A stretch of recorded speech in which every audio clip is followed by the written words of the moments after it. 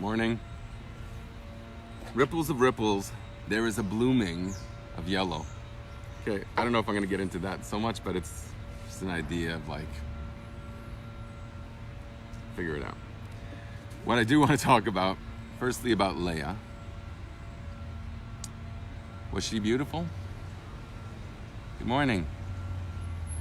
Was Leah beautiful?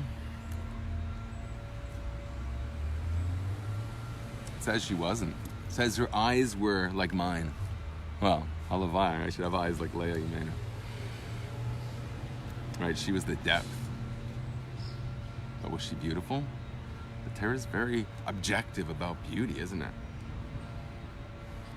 It doesn't argue, it's not a question. It always just assumes when it says it's, there's no one saying otherwise. Look at the story with Sarah and Para. Okay. Was Leah beautiful? The Torah says she wasn't beautiful because her eyes were affected from so many tears. Good morning.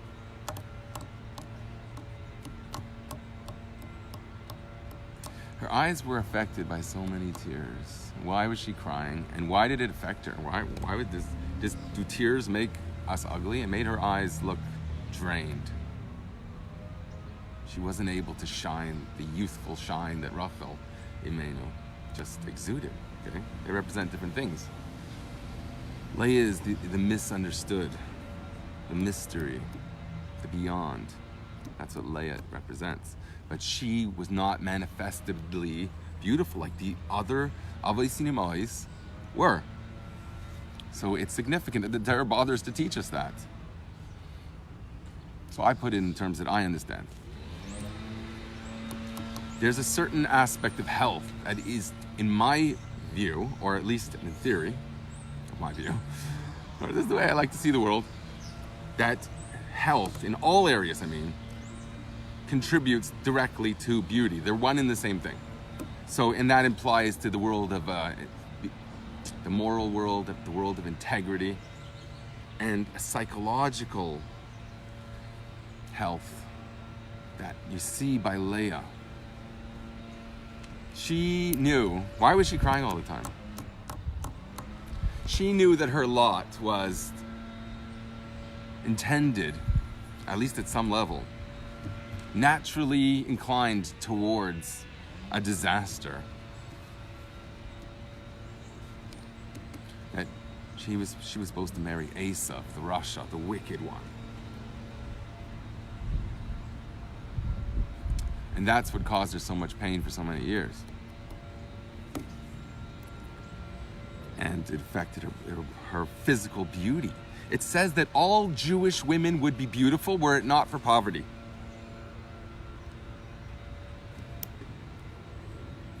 Poverty is health expressed financially. It's all one thing. It's health. Health allows you to stand before God. And if you don't have it, you can't even start.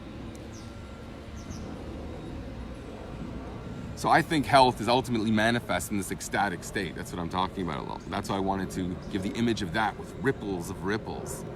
One thought sets off another, and before you know it, you're in a dvekus to Hashem. There's a blooming of yellow that's just incredible beauty. I don't know names of flowers. Someone suggest the name of a flower and we'll put that in. So to me, it's just the yellow. I can't be a researcher to write poetry. This poetry is to bring out ideas. You can help me out if you want. So I wanted to talk about today's a Yom Yom. I'm sure we'll find a connection. We always seem to, right? Remind me if I forget to tie it back into the title, which doesn't show oddly on my screen, like I should know what I'm talking about. But today's a Yom Yom is fascinating because I wrote about the fat sages, okay? And remember that? Does anyone remember the fat sages? The awesome message that I see is hidden in there? It's just mind-blowing. That's today's a Yom Yom. I referenced that idea because it's found that my idea is based on this. So today's the day we celebrate this idea of the body being affected. Okay, you see the direct connection. That's why I got to these all thoughts, the health I was talking about before. So the body being connected to your soul. There's this mind-body thing going on that's like very powerful in today's Yom Yom. So maybe we'll read firstly today's Yom Yom. It's really, really cool. It says, Rabbi Rashab says, he writes in one of his philosophical works called a maamarim, "B'tainug nafshi al alchus yachol liyos mizeh shamnunis or shmanunis baguf." For one's ecstasy in the spiritual things, on godliness, it's possible that could affect his body to the point of making him beautiful and rotund. So you see, I got a negative example from the Torah about Leah. Her beauty was this thought that her life was to be unrequited love. Okay, I said it wrong in the last time I mentioned that word or the title. I didn't pronounce it right, but a friend of mine helped me out. Unrequited love. That's what caused Leah to be unattractive, because there's so much pain. It's the health that's the blooming beauty. That's the force, and we see that in today's Yom Yom, because we mention amein al Rabbi Nachum of Chernobil, shahaya shaman begufoy manias amein yehei raba. When this tzaddik said, Rabbi Nachum of Chernobil from Chernobyl, when he said amein yehei raba, with such a power. You're supposed to say with all your might or all your kavanah, right? The two opinions, Taisvis, Rashi, I believe. The two things are, really the same thing. All your might with all your kavanah. Oh, it reminds me of one of the sources that I quoted today in my thing that I put up a whole list of sources that they're awesome. Let me see if I could just find this quickly. It says there's 3 things. Okay, I even printed it up because in case my, gets here. Okay, this is awesome. In brachas, okay, check this out. There are 3 things that bring your soul back to a person. Eluhain, Kale, Umara, V'reach. A voice. I'll read the English. 3 matters ease the mind, and they are voice, sight, and smell, when they are pleasant and aesthetic. 3 matters give a person comfort, and this is the point that I wanted to get to. But really, I don't like the translation. Marchivin daite shel adam. There's 3 things that expand the mind of man. What are they? Take a guess. If you can type in and get it right. Last time I did that, it cost me $1,000, at least in some philosophical sense. What kind of thing do you think it would be? What expands our minds? Dira noah, be'isha noah, be'kelim noim. A nice house, a nice wife, nice cars, and tchotchkes, and refrigerators, I don't know, appliances, I guess you call them. Those 3 things, your vessels, maybe it's talking about tefillin, right? Beautiful tefillin. That should expand your mind a bit, right? Let that expand your mind. Okay, so that is going to come into play here when we look at what this whole concept is. So I want to jump back into the Yom, because that was really a side point, because I'm going to build up that whole concept. But I want you to hear this awesome, how much time do we have? It's getting a little bit late already. Oh, I'm going to try and squeeze the time. Thank you. Very kind. So it talks about what it means, the joining of the soul with the body. And it says that the pleasure of the body gives pleasure to the soul. And it expands him so much in a way of expanding the heart and the brain. As it says, and it quotes that Maamar Chazal, there are 3 things that broaden the mind of man. And it's interesting to use the word Adam, because an Adam has these things. I keep on screaming at you about that, because you don't get it. If you did, you'd be screaming yourself. And if you are, kol hakavod. To be the Adam, okay? What expands the mind of Adam? What's the das? What are we talking about? What does it mean to expand the das? Live in every moment, that you feel the ecstasy underlying every moment, okay? At least at one part of your day. That represents the whole day, and you can take it with you. People don't like davening because they think, okay, I'm going to daven now, and I have to go to work. No, that makes work a different work. You become king of your environment. That's how you do it. That's where you draw the power to do that. It's not from, playing Space Invaders. Don't be fooled by what they're writing or whatever, the newest retro fad.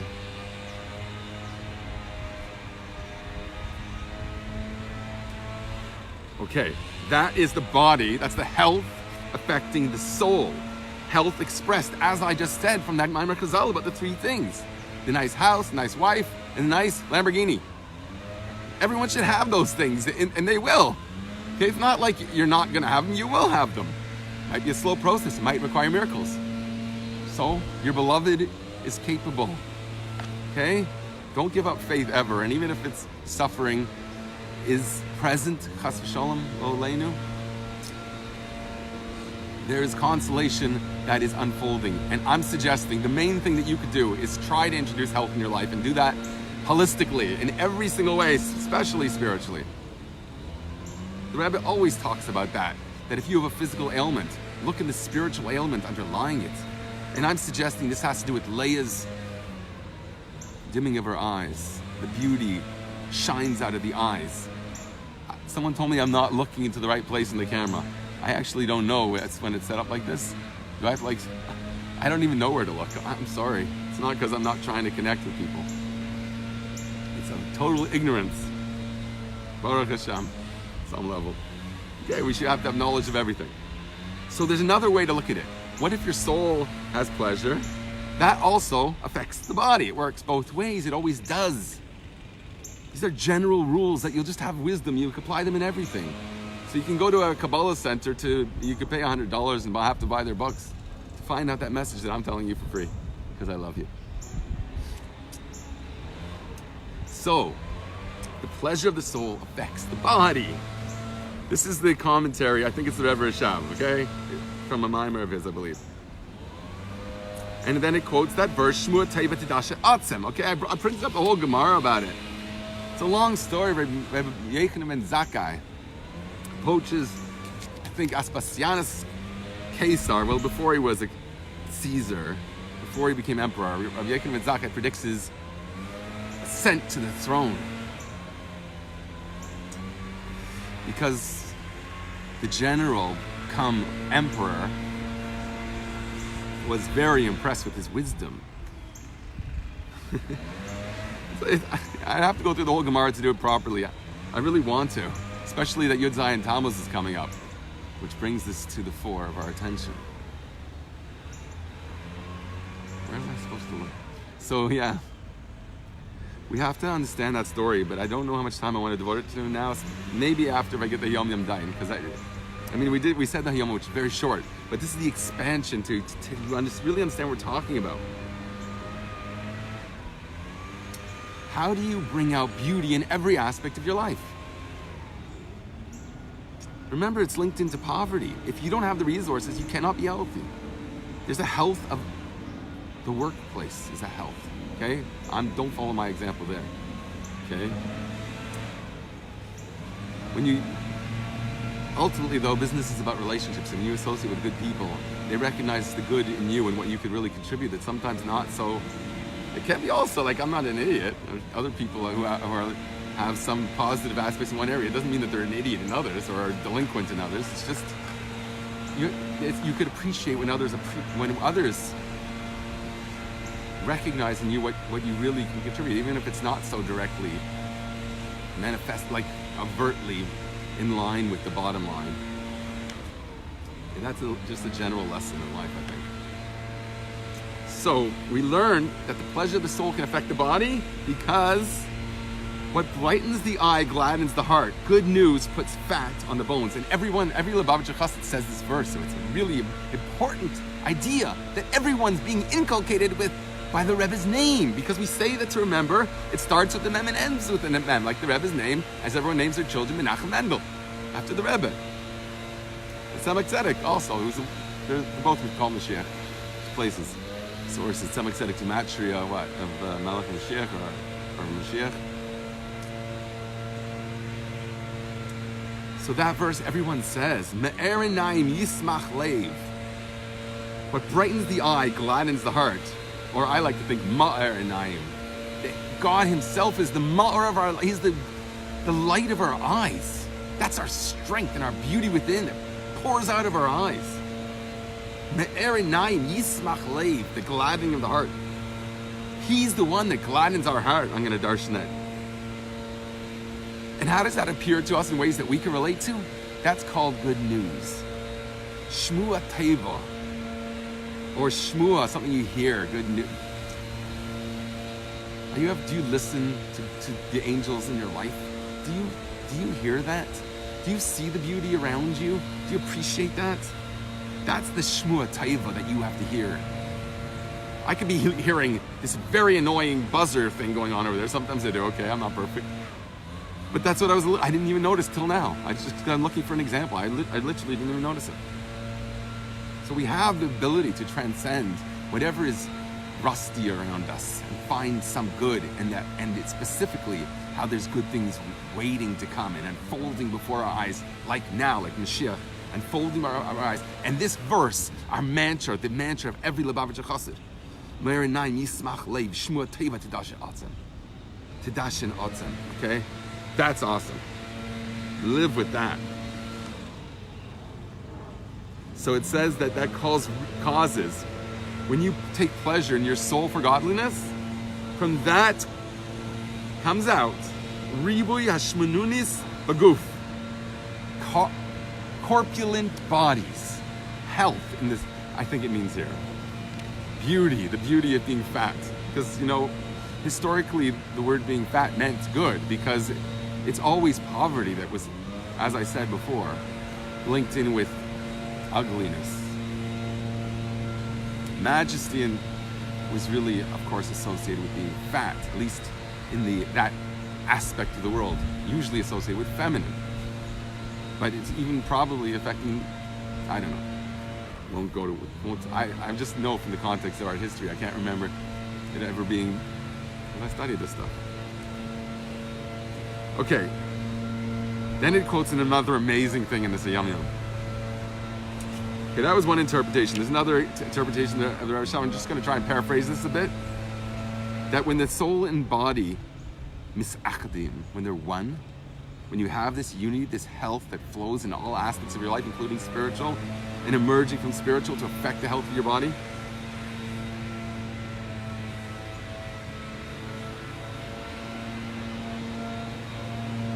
it describes it as kibbutz nefesh. When there's pain in the body, there's a response in the soul.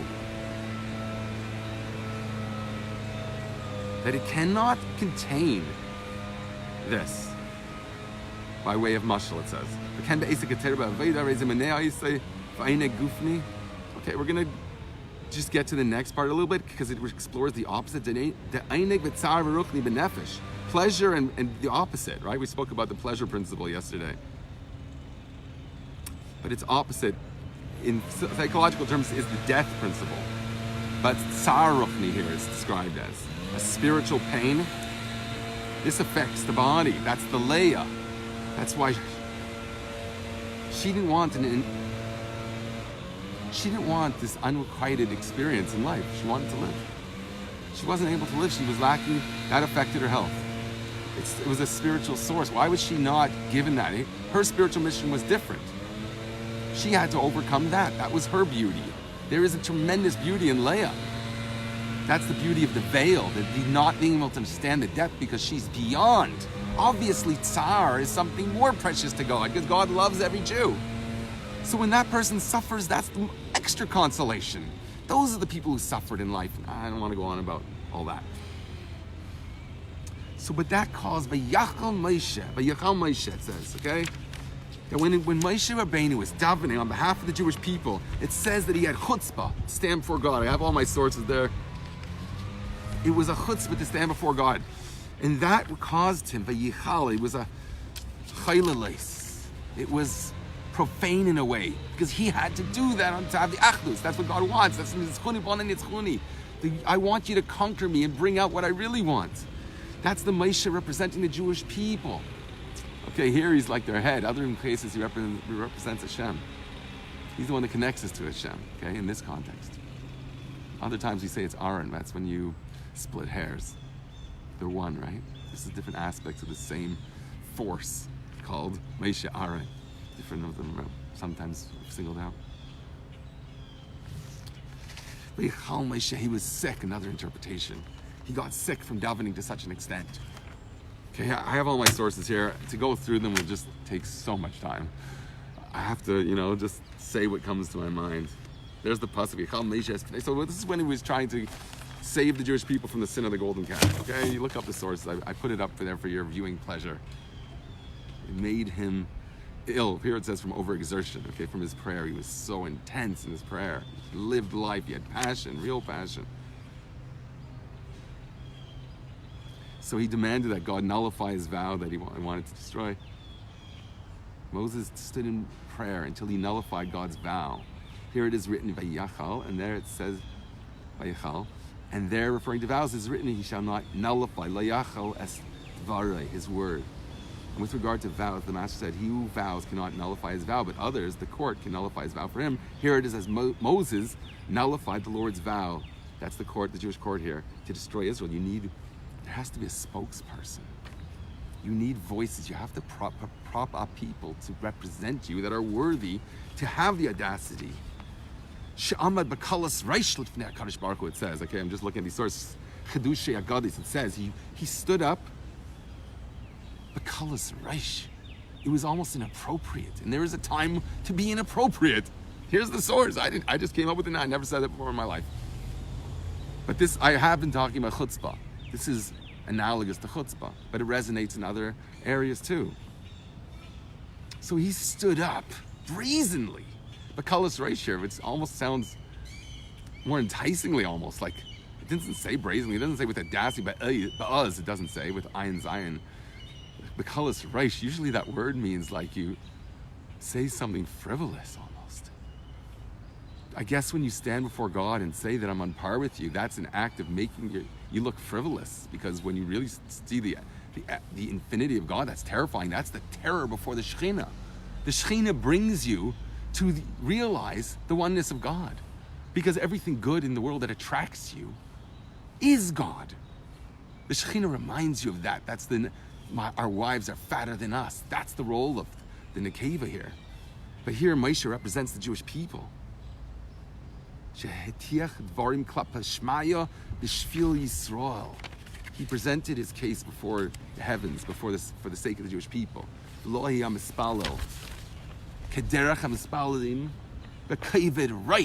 I've spoken about this at length. I say when I'm davening, I want to stand like a king. You're not allowed to. You have to stand by kaved reish. But here it says your heart is supposed to be exalted. So your heart is. But here, there is a time, there is an aspect of this. When there's a Moshe Rabbeinu, there's always the breaking of the boundaries. That's always Moshe Rabbeinu. I spoke about the length of around Shavuos time, okay? Look that one up. So that aspect is the breaking of all the rules. That's the purity. Mina maamarim mishisiu, taken from the water, the mikveh, the purifying water, the birth of the soul before it did anything wrong. That's the Moshe Rabbeinu, that the person who represents heavens on earth. Eliyahu was refining of the physical. Moshe Rabbeinu was refining of the spiritual manifest on earth. It's a bit coming from different places, one's below. Okay, this is awesome stuff, people. Okay, so usually you daven b'kaved reish. The Tanya expresses that in terms of chronology. You get up in the middle of the night and have humility before God, because we destroyed the temple today.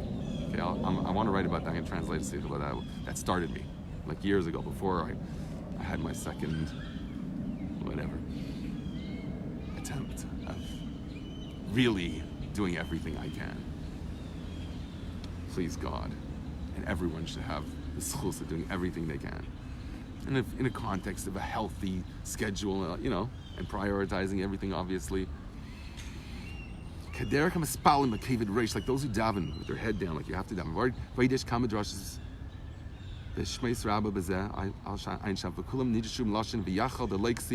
It doesn't say that he prayed, it says v'yachal Moshe. Uses an unusual word, so you darshan it. Was it chayleles? Did he make himself chulin? Did he make himself sick? chelis ava on behalf of the Jewish people, but having integrity, the shleimus, the adam, the beauty. That's what's demanded. Every person to bring into the world now, okay? Because Mashiach, the energies of Mashiach are here, if not Mashiach himself. Maybe while I said that, Mashiach came at long last. That's what we're all waiting for. But everyone is going to be the nitzutz of Mashiach, and everyone is going to be Niskala. You're going to get healthy. You're going to become beautiful. You're going to become rich. I promise you. I promise you. I promise you. With everything I have. How do I know? It's because the Rebbe said. Okay? The Rebbe says it's unfolding now. There's a foretaste of the Geula now, at least. And the Rebbe said that how many? 27 years ago? 28 years ago? Everything as some appetizer of the main course that was unfolding decades ago. Things have advanced, but we're terrified. We're terrified to confront the Shekhinah. We're terrified to face the ultimate beauty. The secrets of the Torah, people are shutting people up. Okay, I'm writing about this. Today I have to finish it. I don't like talking about it. It's a very unsavory topic. Why would anyone want to shut up? Bring these secrets of the Torah in the way that they deem the most appropriate. Just don't listen. This is what we have to focus on. Encourage somebody else. I don't care. I don't need to be in any magazine. And nobody needs anything anymore. I posted about that. Take a look at that post. That's awesome. How media has brought power. The internet has brought power to every single voice. How it's denuding the patriarchy. Because the feminine voice, the Kael Isha, is now eventually going to be heard. I can't say now because I don't want people to get the wrong idea. You can't go against halacha. It's not the point. But understand the underlying spirit of things and apply it to your language. That's what I say. And if you don't understand that, ask me to talk about it. I'll speak about it for 2 hours. Bli Neder. Oh, there's so much good stuff here. Oh, why did I say yellow? My thing. Okay, check out this. These words just jumped out at me. Because I've quoted this wrong. I thought it was Rabbi Shmuel that had this. It says here,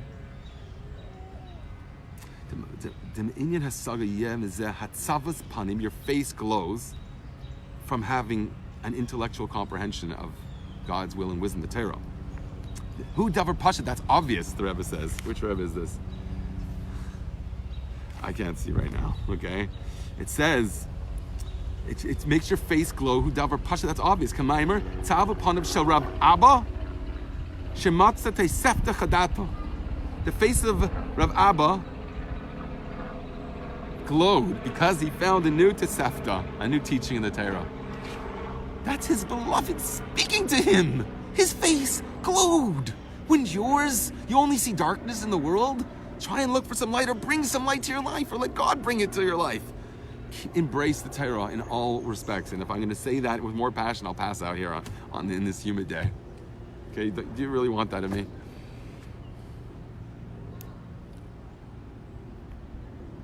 Oh, it's beautiful words. I have to read it.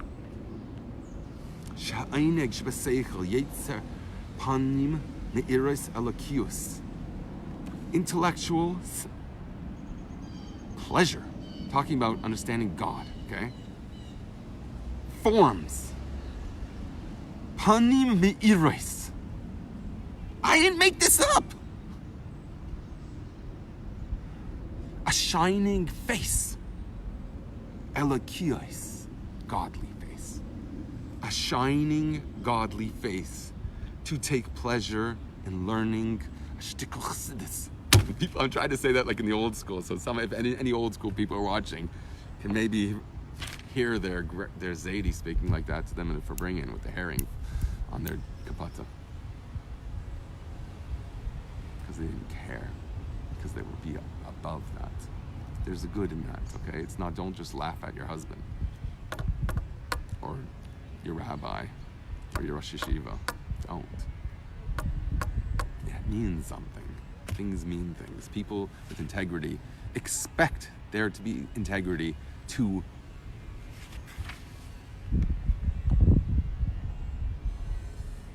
make their approach very compelling. I don't want to say a word that would probably not resonate correctly. Struggling for words there. A person with integrity, every aspect of his life has to shine integrity.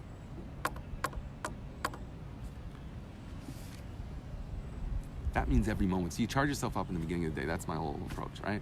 10:06. I had so many beautiful sources here.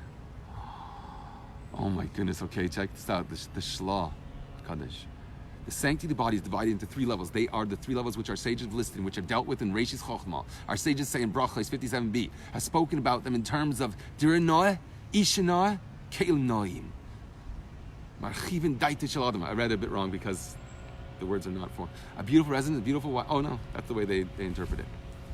A beautiful resident, a beautiful wife, and a beautiful furnishings develop a man's mind. They translate it. I say they expand his ability to live in the moment. That's the das. That's the ability of connecting with your own experience and with others, people around you. Be real. Be real around them. Have integrity to be yourself. That's what you owe the other person because you're put together for a reason to teach each other things. Learn from people, everything that you can. That's what does it say? Who is the wise one who learns from every person? How much more so the people that are in our close inner circle? They are meant to teach us, they're going to bring things out in us. That's the Adam. That's the Adam whose mind is expanded and blessed in these 3 areas. Let's see what Shnei Luchos Brisa says, okay? A beautiful residence, a beautiful wife, and a beautiful furnishings. The word dira, residence, is a metaphor for the heart, the seed of life itself. When you talk about your home, the Shlah says, Shnei Luchos Bris, he says, that's talking about your heart, the seed of life. The word kalim, furnishings, is a metaphor for one's tools, one's resources. The word isha, wife, is a metaphor for the holy soul which everybody has. Or Zarul Tzadik. The Arizal gave these items a siman, okay? This gets a bit Kabbalistic. Look the end part up. Nicholas Samaroff Cohen, welcome. That's a long time, very decades. It's awesome when you could say that. That you have to thank God alone for being able to say that. It's been decades before I saw someone from my past. Unbelievable to say that. That means that you've been here for decades. What a blessing that is. That reminds me of Menor Futerfas story. He was in an old folks' home visiting people, old Jews. There's someone there. Menor Futerfas might have been 7 years old at the time. Okay, that's the way I think of it. I think Rabbi Tuvia Bolton told me this story. Yeah, he's an amazing person. Check him out. Check out his music too. So Menor Futerfas was in old folks' home, reaching out to older people. And what do you talk about? You don't talk, maybe he wasn't into hockey. What are you going to talk about with an older person? Where am I supposed to look? It's like off somewhere. Like I got to look at that tree probably. I don't know. So, what was their conversation? He says, how old are you? Menor Futerfas asked this old man. I'm 80 years old. Menor Futerfas says, 80 years old. That was their conversation. Okay, I'll give you another conversation, Menor Futerfas. He would meet Jews on the street and put tefillin on with them. I think in the subway, I heard, maybe that's not true. I don't know. Maybe the subway. I don't know. The train, I don't know. The train was where everything happens in Russia, right? He was in Britain and also, I think, in the Kfar Chabad, was he? He was like the mashpia there.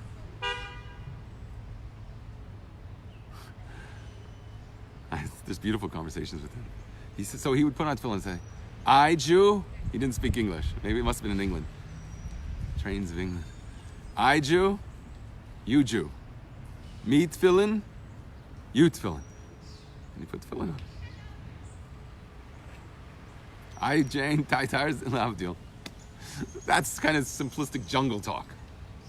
And with his smile, he lit up another soul. What did God give you the smile for, Rachel? What? Why was she beautiful? Why did Sari Meno have to suffer decades and decades and decades of torture for not having Yitzchak, her destiny child, if that's a word? Her destined child, the holy progeny. That was her whole being. She had to suffer through that to be the Ishanoi of Avraham. Okay, I quoted a medrash about that. Because it expands his mind, and this is Avraham. He was a great thinker, a father. thinker, a teacher.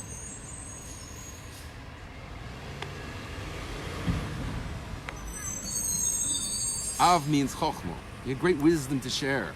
He had to bring that wisdom down to earth. He had to be v'yakri. Al tikra v'yikra v'yakri. He got other people to call out the name of God. That's what Avram did. How did he do that? One of the things that God wanted to resource him with, if that's a word, is an ishanoah, as the Gemara teaches us. And what does the Shla say? It's a metaphor for the holy soul, because everyone has the machinissa within. Listen to the Shekhinah. And doing that is the health that will bring it out into your life. Was Leah not beautiful? She was very beautiful. And that became a vert. Okay? If not then, now, and if not now, any minute. It's all a process of bringing out a deeper level of beauty. A deeper level of beauty. And ultimately, God will heal personally every Jew. God's going to take everyone by the hand, okay? Just to say those words, that's your mantra. If you have a mantra like that, God's taking you by the hand when you're walking down the street, how would you walk down the street? What does God withhold? Avraham, he had that machanissa walking down the street. Okay, in a sneistic way, obviously. But he had that, and God wanted to have the resource, that das, the adam, the shlemus, in this world. Everyone's going to have it. Everyone, I promise you. And it's unfolding now. Bring it into your life. Take it on me. You blame me if you don't. Try this for a week. Okay? I don't know where to look. This is important. Try this for a week. If it doesn't work, yell at me and tell me that I owe you something. Throw yourself into it for a week and see if your whole life can show signs of hope. I would highly doubt it. Okay? That's the new ice bucket challenge. Take the Boruch Merkur ice bucket challenge. Okay, make that go become a meme. Someone make a meme about that. Chaim, David. My son. 10:13. That's becoming very, very inappropriate to be in the park here, enjoying life to the fullest. Some people, when I get there late, this is why it's bad, okay? There's other reasons why it's bad, but the main reason, people want me for a minion. Kill me. Don't drive me crazy. Don't drive me crazy. When God gives me the power to make this happen in a regular schedule, like, I don't know, I think that the yeshiva should be a palace.